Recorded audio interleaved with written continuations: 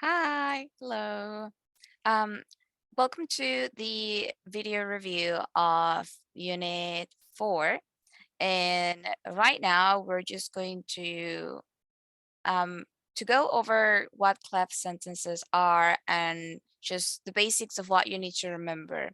In the previous video, we talked about the conditional clauses, and you can check that out in the playlist again if you need to.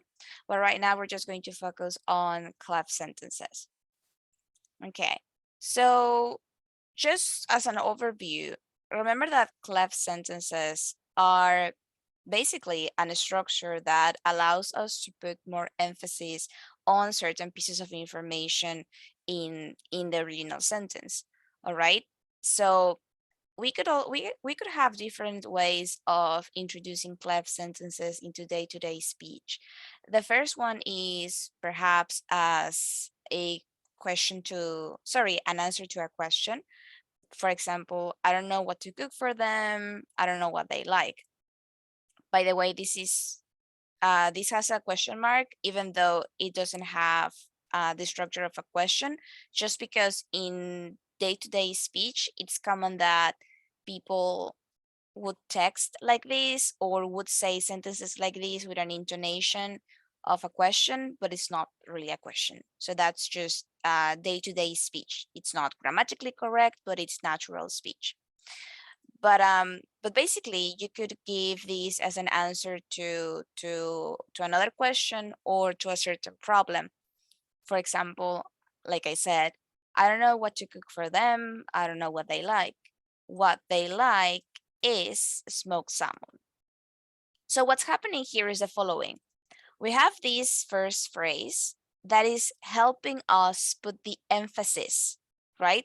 So whenever you begin a sentence like this, you are already preparing the other person, whether they are reading or listening to you, you are already preparing the person to listen to the next piece of information, because that means that the next piece of information is the most important.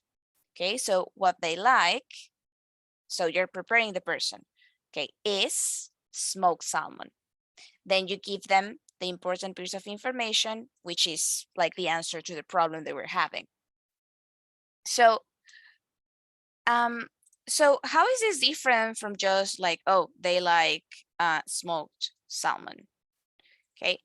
Now, in terms of grammar, both of them are grammatically fine. And if you just take a look at them, like I think that even this one, this one is shorter than the clef sentence. So why use a clef sentence?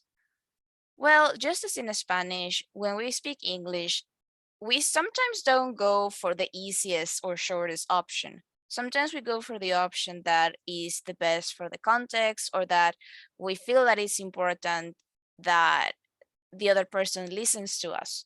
So even in Spanish, we use emphatic structures very often. What this would mean in Spanish is something similar to lo que a ellos les gusta es el salmón ahumado.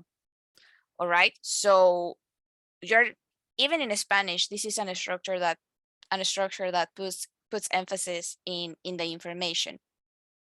And it's up to you, it's up to the person to decide if you want to use it or not. It's one of those structures that you don't have to use, but they are very helpful because people understand that when you start saying a sentence like this, they really want you to put information to put attention in what they're going to say. Okay, or for example, something just as simple as this remote control isn't working. All right, and then you say, oh, what we need to do is get new batteries for it.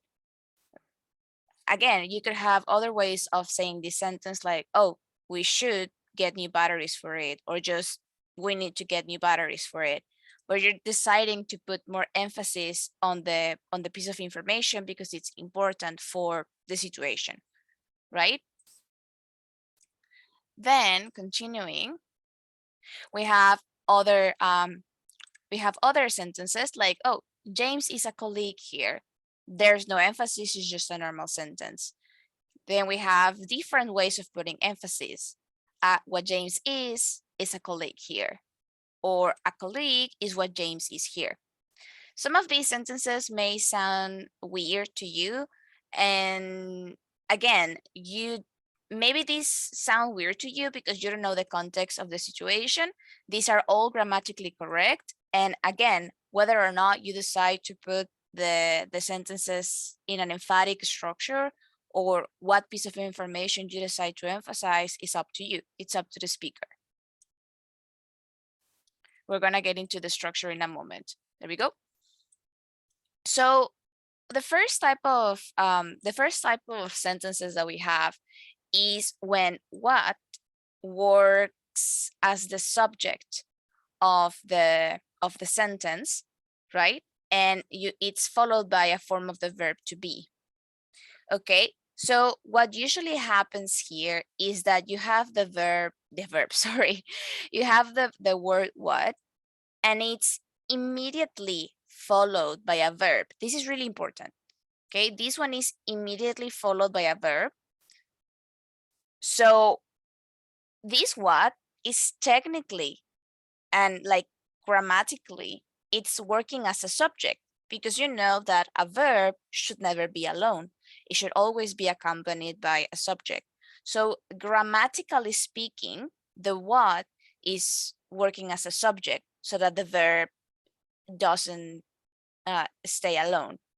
But we know from making sense of the sentence, we know that in reality, the word what is not really the subject. It's not the word what that makes me uncomfortable. What I'm going to say next is what makes me uncomfortable, right?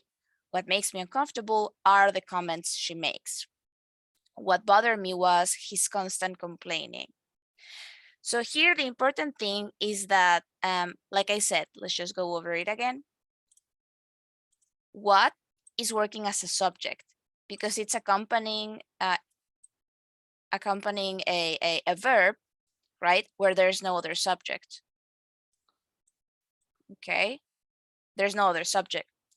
So what happens is that when we have a sentence like this, we need to make sure that our verb to be, follows the number.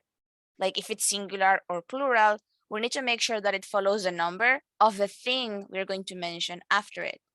Okay, so the comments is something plural. So we need to say are. His constant complaining, it's like an action or a habit that this person has. So it's like a singular noun. So we put was. Again, here, what makes me angry, we can put is or are, right? You can decide if your sentence is in the past or the present. Here, we need to put is or are because it says makes, lo que me hace enojar or lo que me enoja. So it needs to be in the present. And here, was or were, because my sentence is what surprised me, lo que me sorprendió fue, or yeah, in general. So here I could put maybe if it's is, maybe what makes me angry is, I don't know, violence, right? So the act of violence make me angry. And if I put plural, what makes me angry are his rude manners or his bad manners. Okay, so here it's bad manners. And here we could say, no, let's say, what surprised me was, I don't know, his, let's say, where his good grades, or was his charisma. Okay, again, as a plural or a singular noun. So here, just be careful that when this happens, you are following the structure. This has the advantage that it's very similar to Spanish. So for example, lo que me enoja es la violencia. Lo que me enoja son sus malos modales. So it kind of follows the sense of singular or plural nouns.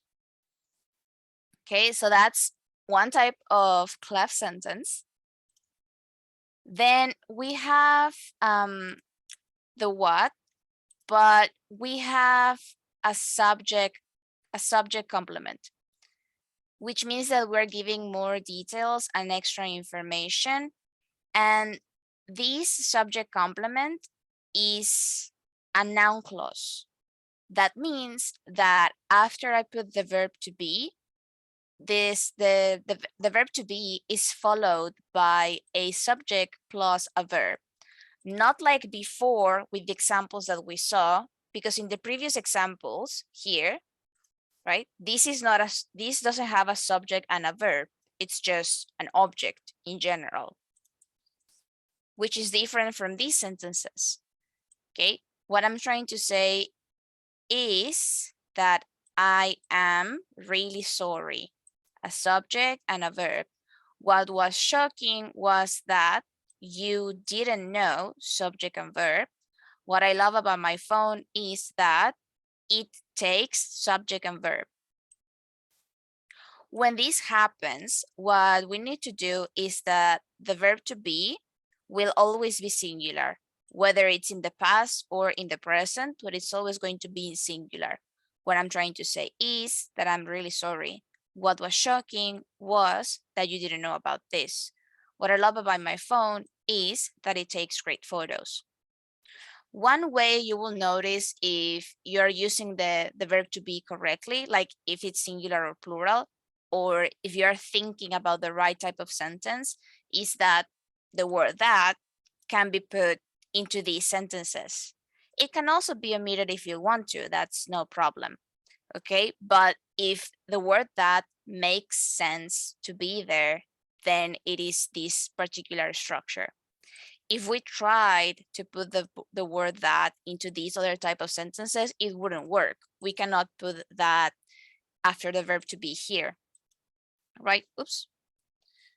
We cannot say what makes me uncomfortable are that the comments she makes, right? That makes no sense. It's not a complete idea.